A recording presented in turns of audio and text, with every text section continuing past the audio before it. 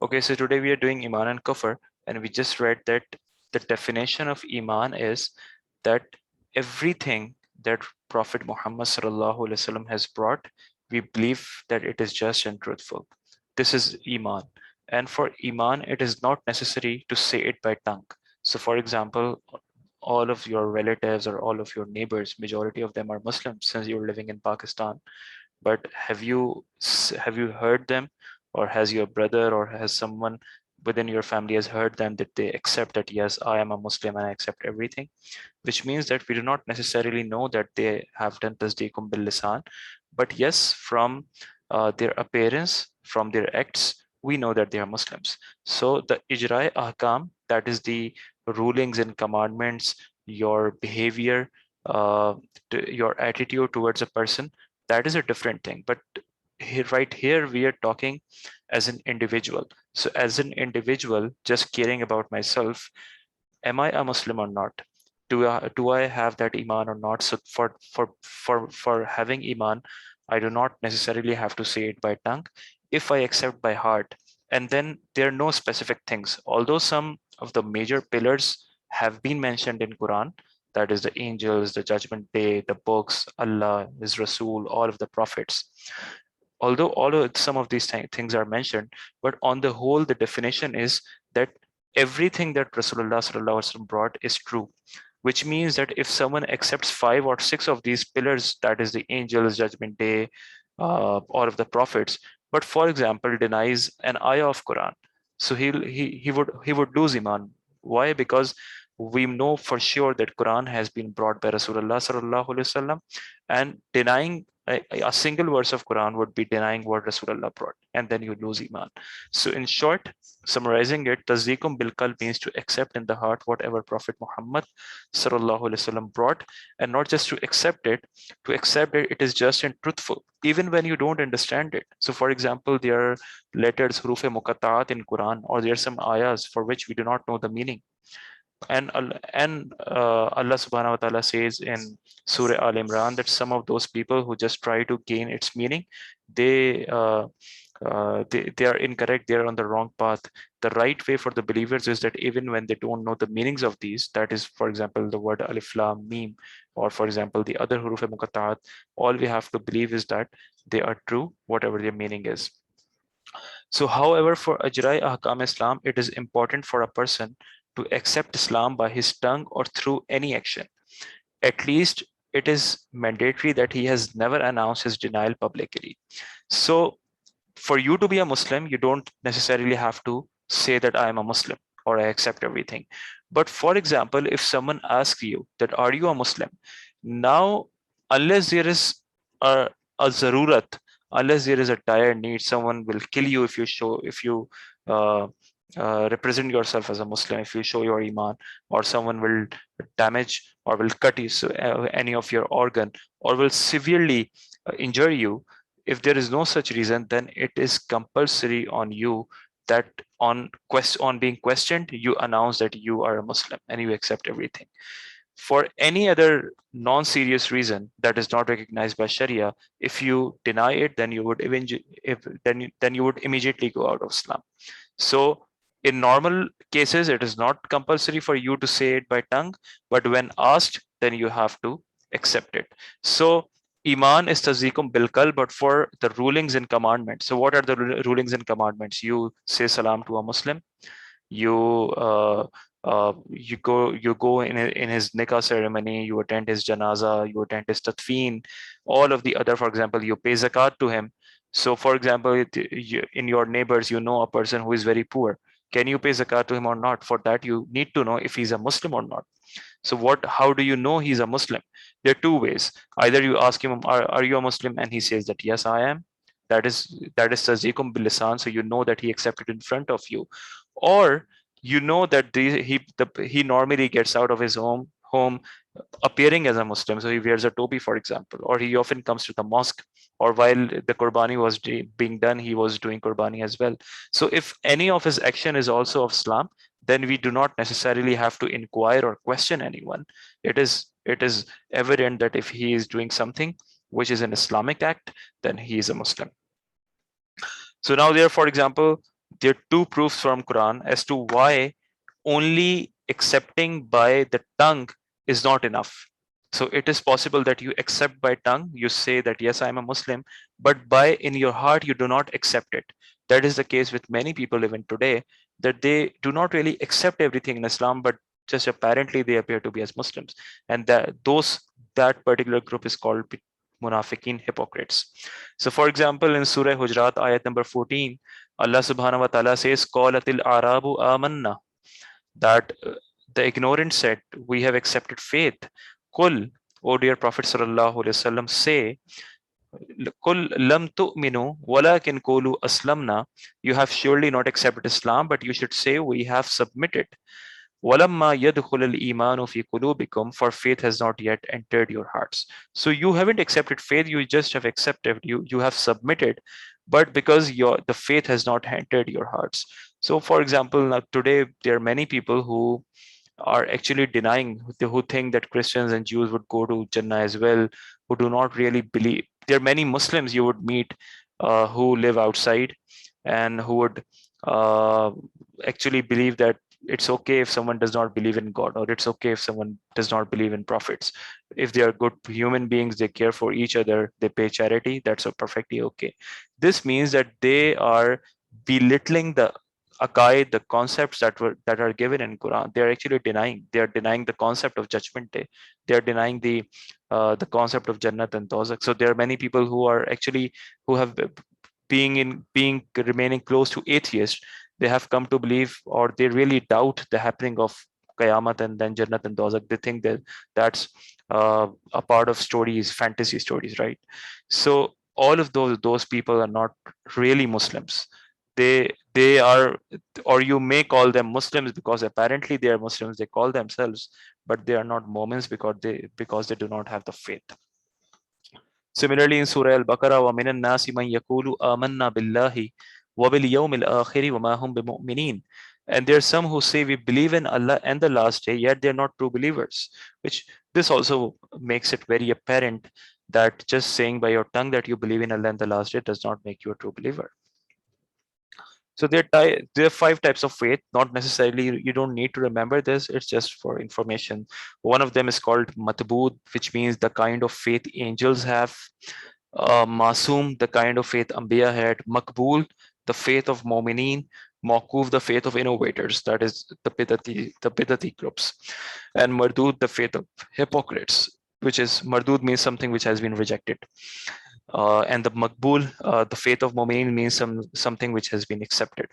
There are four types according to faith in Islam. So when you try to divide humans based on the faith in Islam, we I have already discussed the difference between having faith and having Islam, a Muslim and a Mu'min. So now they can be divided into four types. Number one, we for example, we three of us, we are believers and we are Muslims as well. That is, we have Eman, Tasdeequm bil Qalb, and we are Muslims as well. Apparently, we accept that we are Muslims and our appearance and everything is according to Islam. Then the second group is neither believer nor Muslim. For example, a Christian living in US, Europe, a Jew living in Israel. He is neither a believer, he does not have faith, and he does not even show himself like a Muslim. He's an open disbeliever. Then the third type is someone who is only a believer. That is, people do not know that he's a Muslim, but inside himself, he's a Muslim. He accepts everything. These are the people who hide themselves because of the reaction from their community, because of any because of preventing any injury, any loss to their property or to their health. So for example, there are many places where everyone is non-Muslims and there are many radical people, and then if someone turns to Islam, then they can hide Islam. So these are the people who are only believers. And just in between, I would like to tell you a very short story about a person. I have a friend who's a physiotherapist, and he told me his personal account that he used to practice physiotherapy in a hospital. So there was a Christian patient, and he used to, while you do physiotherapy, you communicate with each other, you talk to each other, share things with each other. So that person, that Christian, told him that I have accepted Islam and I have turned a Muslim, and uh, but I haven't told my family. This is what they talked with each other. Later, the physiotherapist went on some vacation, so he turned back and went to hospital after 7 days or 10 days. So he inquired about that patient. So he was told that that person has passed away. So now, taking this example, this particular person was a Christian and his family did not know about this. So when he had died, no Muslim would have prayed for him. No one had, his janaza wouldn't have incurred. He was, his last funeral and ceremonies would have taken place according to the customs of Christianity. But internally, in in the true way, he was a Muslim. So in the judgment day in Qiyamah, when he will rise up, he will end as a Muslim and he will be standing with Muslims. So these are the people who are only believers, but they are not Muslims because the people do not know. They do not make it apparent. And then the fourth part are the hypocrites, munafiqeen, that are only apparently Muslims. They say that I'm a Muslim, they accept it, they use names of Muslims, but internally they do not believe in Islam. So, what is the meaning of disbelief? Moving on. Any questions so far?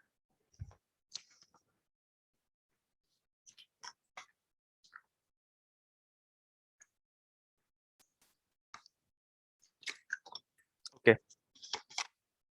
So, what is the meaning of disbelief? Like, how would you know that this is a kufr?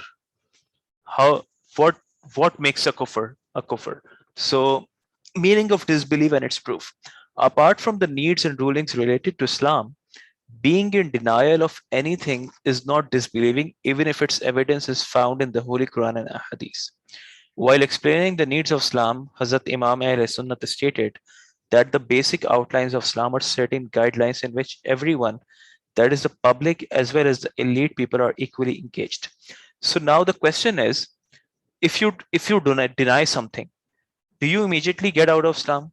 For example, not every single Muslim has listen to complete tafsir Quran. He does not know everything which is mentioned in the Quran, and it is not even compulsory.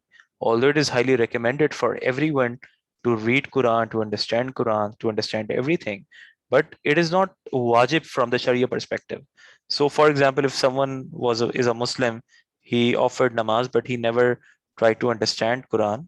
He just learned how to offer namaz, learned basic beliefs from a scholar, then he won't be asked why didn't you understand Quran, right? If he is believing in the major, he if he's not involved in an innovation, he is practicing everything. Then although he did not do something which was highly recommended, but it was not wajib.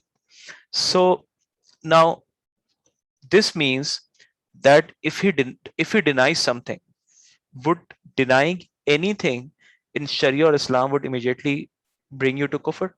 So, for example, let's take an example. There is the story of Hazrat Sulaiman alayhi salam in Quran Kareem in Surah An-Naml, where he asks a person, uh, where he has a majlis and he asks someone to bring the takht from a very far place.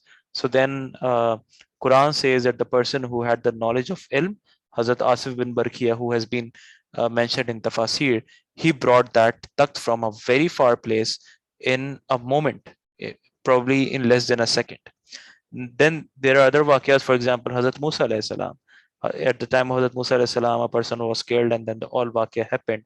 And then at the end, a cow was sacrificed, slaughtered, and its meat was put on the dead body, and the dead body came to life, and the dead body told himself that who is my killer. Now, all such waqiyat, if, for example, someone is not told that these are mentioned in Quran, but you are just telling a story, and then they deny, no, this cannot happen, would that take them out of Islam? No. Why? Because they do not know that this is part of Quran, and these particular waqiyas are not included in zaruriyat deen, that are the needs of Islam. They are not the basics, the principles, the essentials of deen. Yes, in the other case, if you tell them that this vakya is present in Quran, and then, for example, that person says that even if it's in Quran, I do not believe it, then he would immediately go out of Islam because now he's rejecting Quran. So this is the difference. So Imam Ahl Sunnat, Imam Ahmad Raza Khan Fazl Barelvi, he has outlined that what now, if you ask like what are the basics, I know some I have some knowledge of Islam, I can say that this is essential, you should know that. Some people know really good tajweed and they say that if you don't know tajweed, then what you have been doing all your life. Some people know have great knowledge in nikah and in the matters of nikah and divorce. Some have great knowledge in the matters of judgment.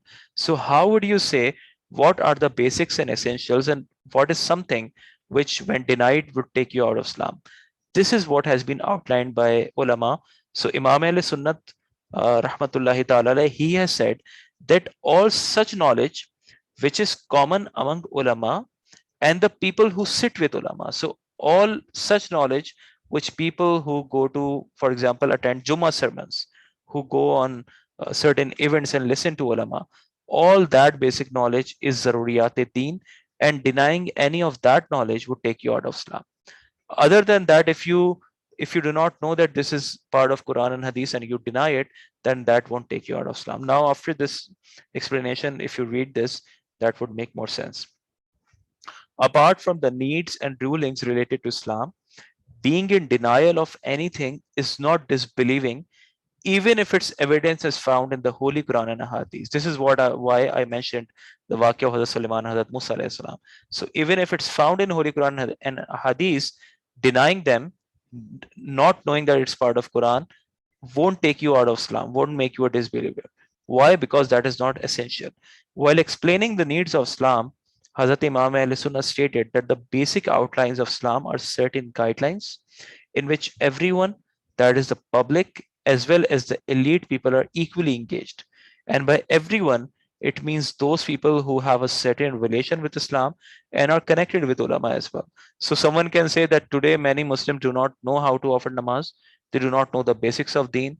So this means that if whatever they know is very little, then that is only zaruriyat deen. No, the public who is in relation with ulama, who attend Jummah sermons, who sit with ulama, who get to go to bayana. So all of those knowledge that they get to hear and those is regarded as zaruriyat deen.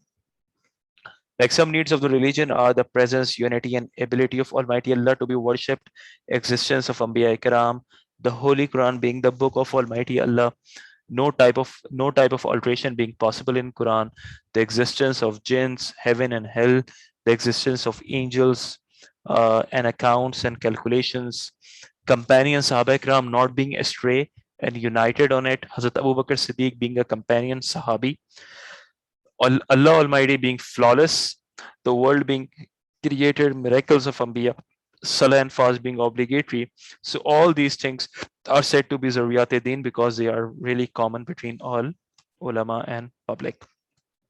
However, denying anything apart from the needs is not included in disbelieving, only if it is proved that it does not take man out of Islam, but its denial whose proof entered him in Islam. Which means that just like Muhaqqiqeen ulama have written among Aimma Mutakallimin, according to this, one who denies the Caliphate Khulafai Rashidin is not considered as an infidel in the religion. However, its righteousness is proved by Ijma Sahabas. So, uh, denying Hazrat Abu Bakr Siddiq as a Sahabi, this would take out of Islam because this is considered to be a kufr in our according to ulama Ahl Sunnah, because the companionship of Hazrat Abu Bakr Siddiq radiallahu ta'ala anhu is proven in Quran. The ayah is yaqulu li sahibihi, when Rasulullah sallallahu alaihi wasallam said to his companion, inna Allah ma'ana, that Allah is with us. So sahibihi, who was that sahib, the companion that has been mentioned in Quran Kareem, that was Hazrat Abu Bakr Siddiq radiallahu ta'ala anhu, without any doubt. So yes, so the companionship of Hazrat Abu Bakr Siddiq has been proven in Quran, so it is Zaruriyat Deen. But the caliphate, that is being a righteous caliph, the caliphate of Khulafai Rashideen, that is Hazrat Abu Bakr Siddiq, Hazrat Umar, Hazrat Usman. If someone denies that, for example, if someone says that Hazrat Ali was the righteous caliph, now this would be transgression, but that won't but that is not a kufr, because the right to caliphate is not proven by Quran or by Qat'i sources. It was the ijma of Sahaba.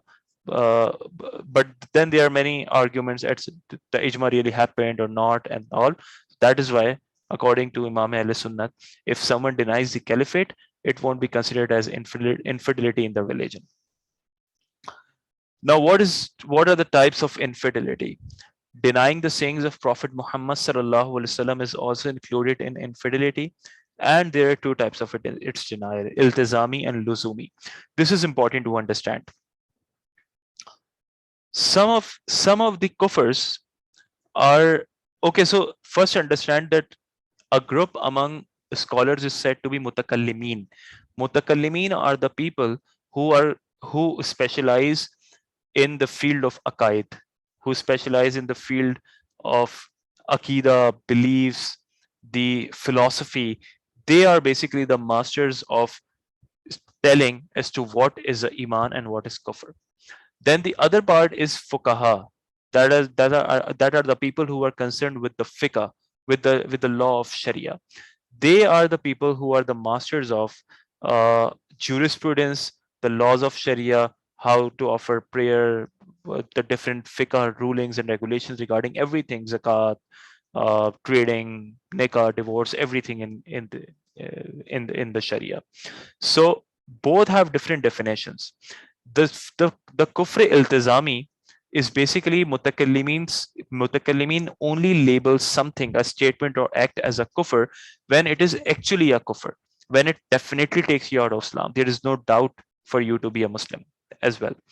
But for fuqaha, they at times, in order to take caution, in order to prevent people from going ahead, in order to creating a boundary, a way before getting into kufr, they label something as kufr which is not actually a kufr.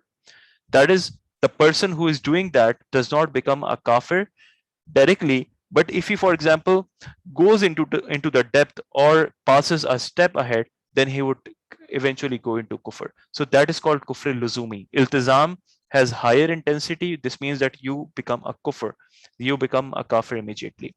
So kufr iltizami, if anything included among the needs of Islam, are explicitly denied by anyone. So for example, if someone says that I do not believe in angels, I do not believe in jinns, I'm not sure if Qiyamah will happen or not. This world is of 4 days. Let's enjoy. I'm not sure if there is a God or not. Maybe there was a prophet, or maybe there was not. Who can say? These are all the books. People write books. For any of such a statement, if it's been given, that it would be counted as kufr iltizami, and the person would immediately become an infidel entirely and completely, even if the person calls himself a Muslim and gets annoyed by the word of infidelity. Kufr iltizami does not mean that the person calls himself an infidel completely and clearly. So this does kufr iltizami. Now there are people, some people try to say that who are we to label someone kafir? How can we call someone kafir? If that person claiming himself to be a Muslim, then who are we?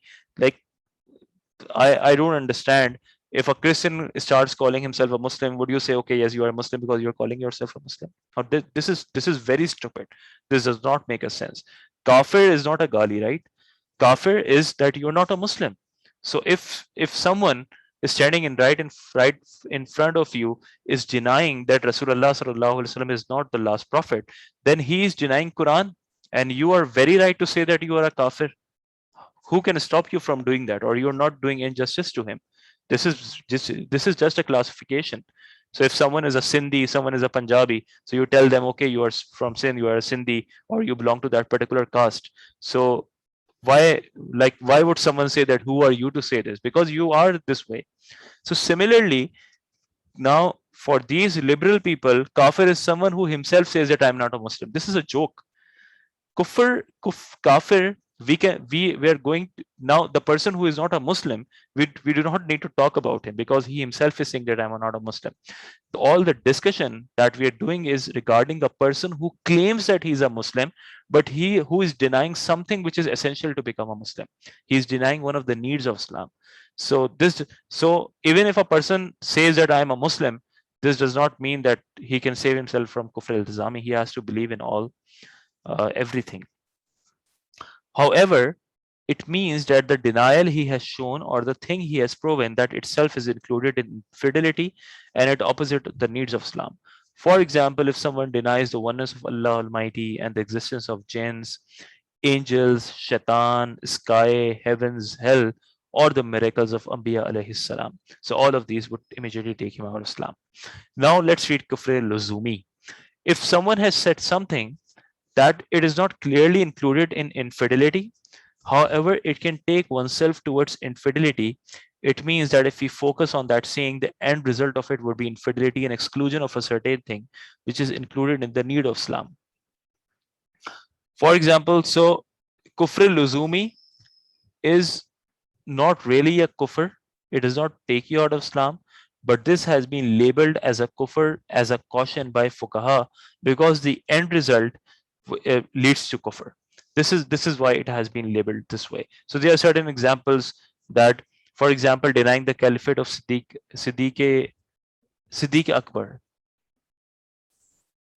or Siddiq Omar radiallahu ta'ala anhuma, is seemingly not infidelity, but if we notice, we would know that since all the companions of Prophet Muhammad sallallahu alaihi wasallam mutually agreed upon the two caliphates, hence denying his caliphate would seem to be the denial of the decision of the Prophet Muhammad's companions and the mutual agreement which is known as ijma in terms of Sharia. So ijma is known as the mutual agreement. Now denying the caliphate of Hazrat Abu Bakr Siddiq is not kufr directly, but if you go into it, since the companions of the Prophet had a mutual consensus on the caliphate of Hazrat Abu Bakr Siddiq, denying caliphate would be denying their consensus. And then denying their consensus would be denying ijma, which is a hujjat, which is a proof in terms of Sharia. So these different things, when linked to each other, eventually lead to kufr. That is why fuqaha have as a caution labeled as it as kufr luzumi. In the same denial, the ulama Ikrams of Islam have become different. However, those who looked after the statements of people, their words and the result of them gave out the rulings related to infidelity. And the ones who looked only into the statements, they call it being misguided. So now this is important. In this, let's read this again. In the same denial, the ulama Ikrams of the Islam became different. However, those who looked after the statements of people, their words and the result of them gave out the rulings related to infidelity. And the ones who looked only into statements, they call it being misguided.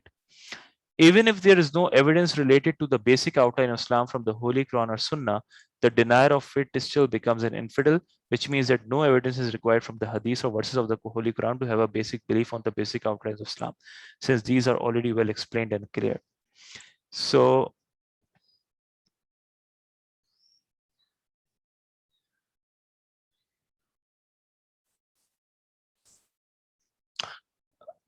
okay, you are asking for another example of kufr luzumi. Uh, for example, if someone insists that Allah is in the sky, now this particular statement has multiple meanings, that Allah is in the sky, and this statement is not directly kufr. But when you go into the depth and you say, okay, if your meaning is that you're assigning a direction to Allah subhanahu wa ta'ala, and then that direction is on the top, this means that Allah acquires a space, Allah is on the top. Then Allah, when it acquires a space, which means that Allah has become confined in a place, and then he can be divided into multiple things, and Allah cannot be confined. So this goes against the words of the Quran. These type of statements have also been labeled as kufr luzumi. And then there are other examples in books as well, different statements regarding prophets or regarding undermining tozak and all. So many of these statements are not kufr in reality, but they are kufr luzumi. So there are many people who actually become very upset. They are psychologically disturbed when they begin to hear that this is kufr, this is kufr, this is kufr, and they begin to doubt that maybe my nikah has broken, I have gone out of Islam. How do I enter into Islam again? So just do not be upset, even if you, for example, uh, say some sentence that you feel that this is kufr or that might be. So you discuss it with some knowledgeable alim. You present it to them. You tell them that okay, this was my intention and that is how I said this. Then they can guide you. So these are very sensitive matters. uh, People in general should not go into depth. They should just avoid using useless baseless statements, and then just be relaxed and do their ibadah. Just do not go into depth of everything. This is difficult, and we can leave this. Allah Hazrat Imam Ahl Sunnat is saying here that uh, there's some aqaid which are very basic and conceptual, and even though they are not directly present in Quran, but they are so basic and they are so essential that denying them also takes you out of Islam. So, for example, he says that. Uh,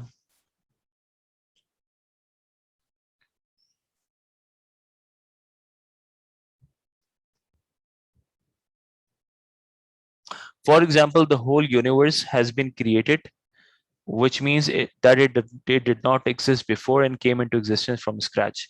This statement is not found to be in the Holy Quran or Hadith. So Quran does not explicitly say that everything was created later and nothing existed before.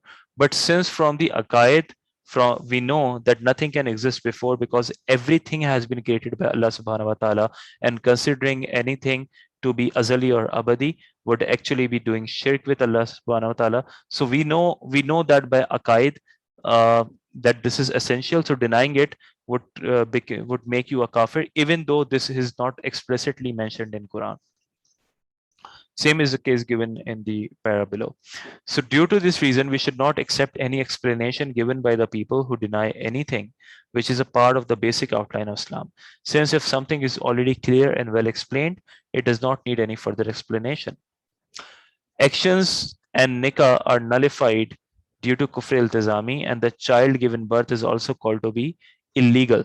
So if someone, for example, indulged in kufr iltizami, he became a non-Muslim, and then he has a child, then would be called walad zina, because it would be just like doing zina with your own wife, because now you are non-Muslim and the nikah is not valid anymore.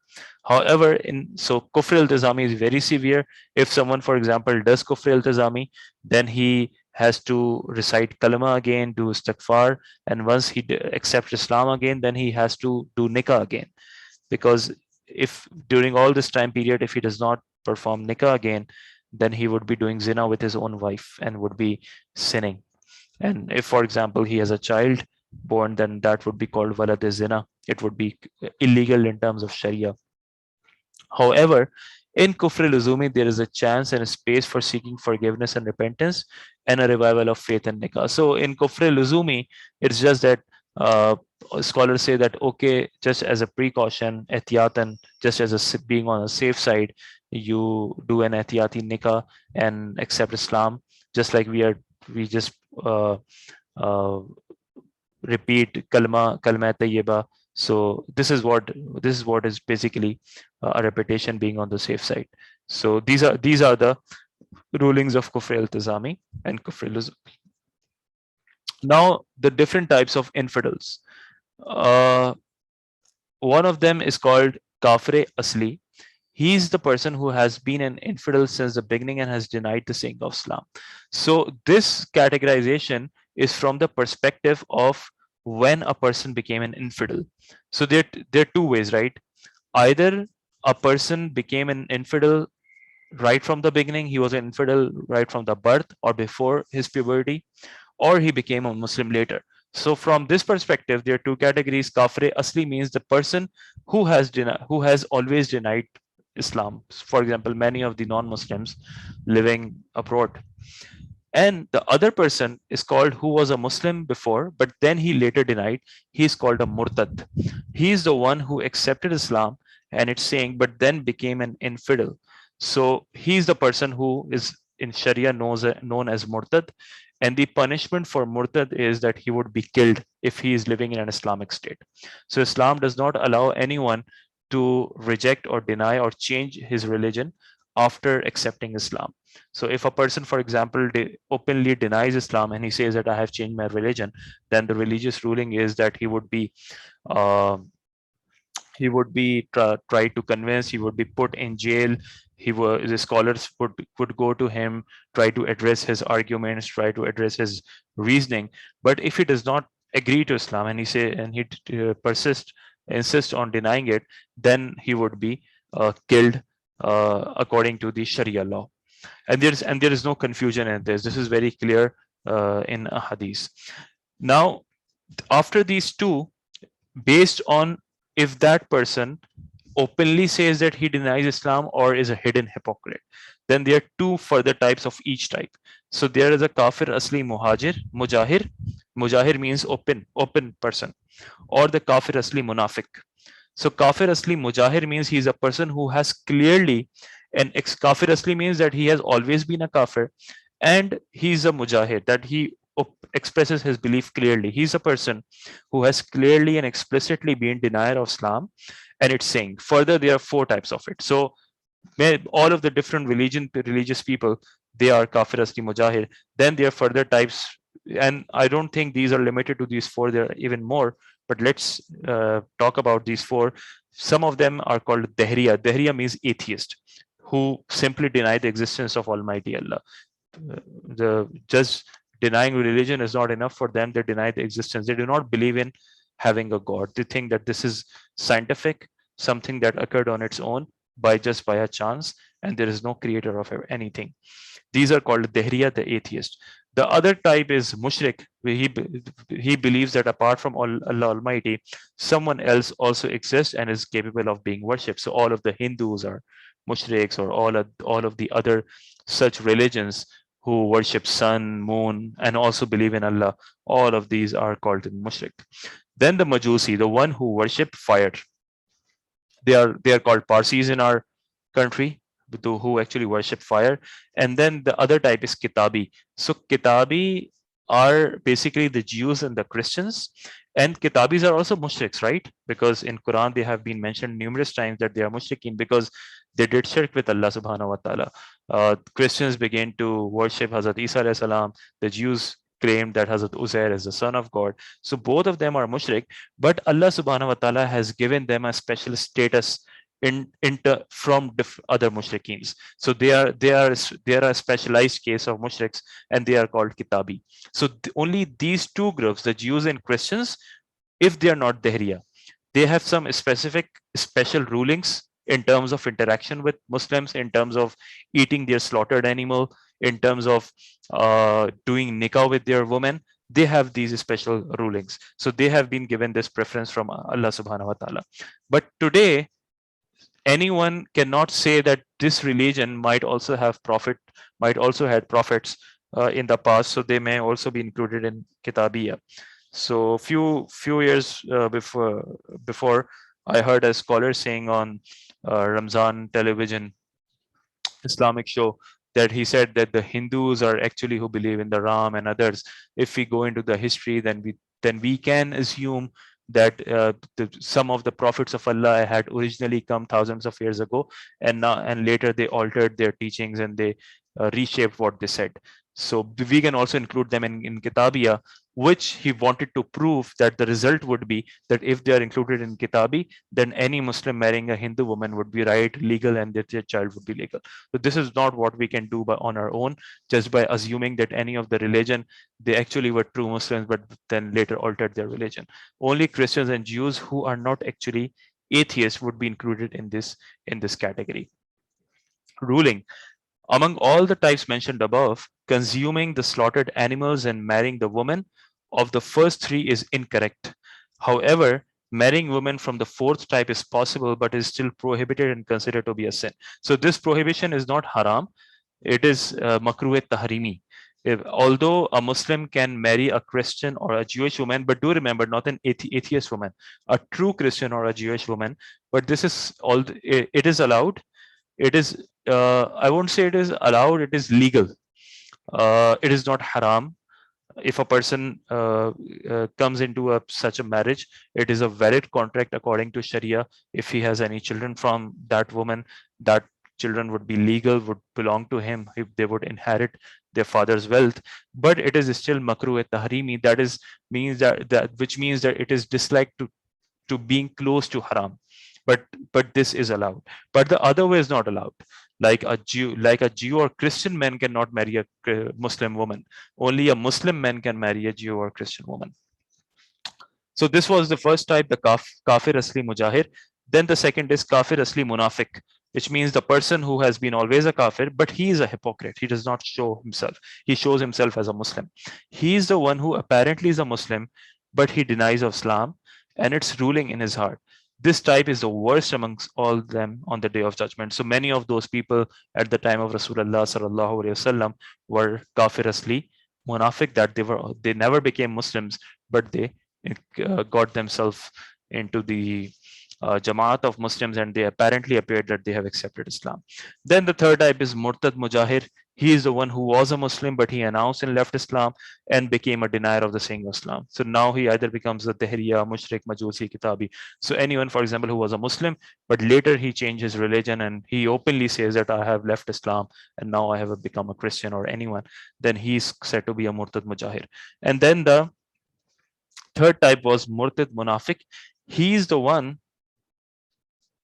he is the one who accepted the sayings of Islam, calls himself a Muslims, but alongside he disgraces Allah Almighty, Prophet Muhammad sallallahu alaihi wasallam, or any other prophet, or else denies anything from the basic out of Islam.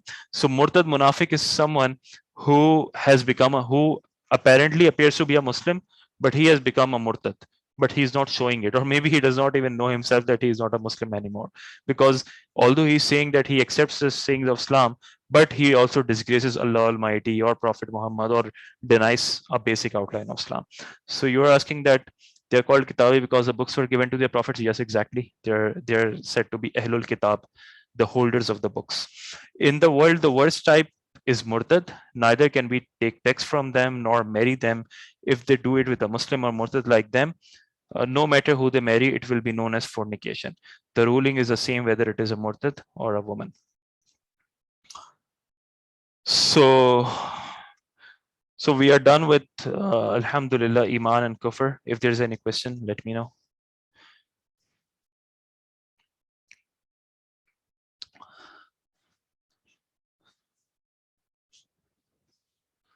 Those people who say that we are Qadiani or Christian just for visa, do they become kafir? Yes. Yes. Changing your religion for getting visa would get you out of Islam, definitely. Showing yourself as a different, belonging to a different religion is only allowed in such circumstances by Sharia, where you think that revealing your religion would get you killed, would get you badly injured, one of your organs would be damaged, would get you in a very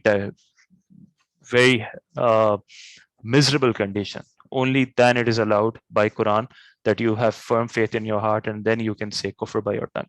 In any other case, it is not allowed, either in acting or just anything. Yes. There is a very, I'm not sure if I have it with me. I will try to find out.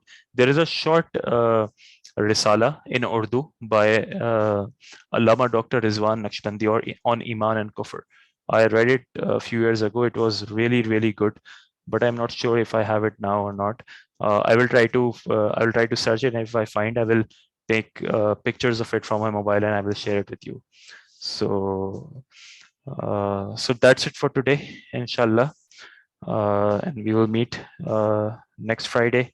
Meanwhile, if I get time, I'll try to do a recording so that you can listen to it as well. So do remember me in your prayers. I'll remember you as well. Assalamu alaikum wa rahmatullahi wa barakatuh.